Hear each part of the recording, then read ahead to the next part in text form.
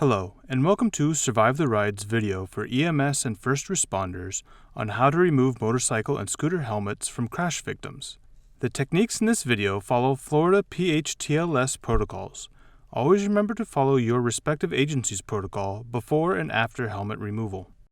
The following video was made with the help and sponsorship of the University of Miami Miller School of Medicine, the Gordon Center for Research and Medical Education, Rida Trauma Center, and a state-sponsored Florida Department of Transportation grant.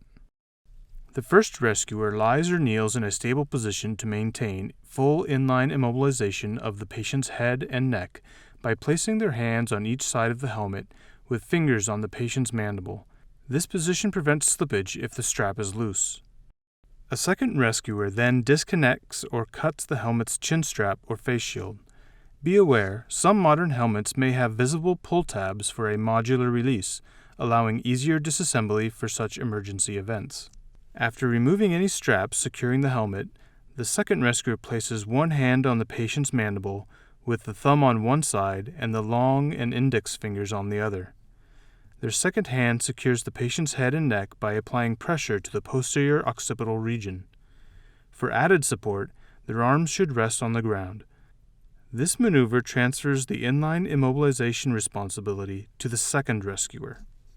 Once inline immobilization has been transferred, the second rescuer signals the first rescuer that they have assumed stabilization of the patient's head and neck.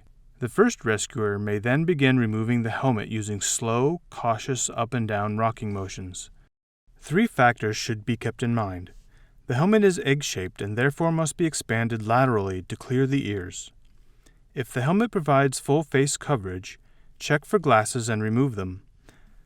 The nose may impede removal. To clear the nose, the helmet must be tilted backward and raised over it. Throughout the removal process, the second rescuer maintains full inline immobilization from below to prevent unnecessary neck motion.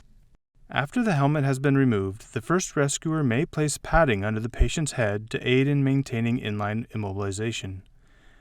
The first rescuer then places their hands on either side of the patient's head with their palms over the ears. The first rescuer maintains inline immobilization until the second rescuer can apply a cervical immobilization collar.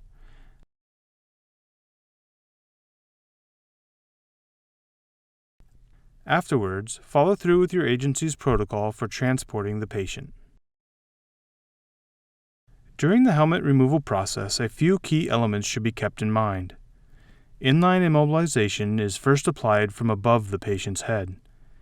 Inline immobilization is applied from below by a second rescuer with pressure on the jaw and occiput. During physical helmet removal, remember that the helmet must be maneuvered over the nose and ears while the head and neck are held rigid. Inline immobilization is reestablished from above post-helmet removal. For more information, please email us at survivetheride@miami.edu.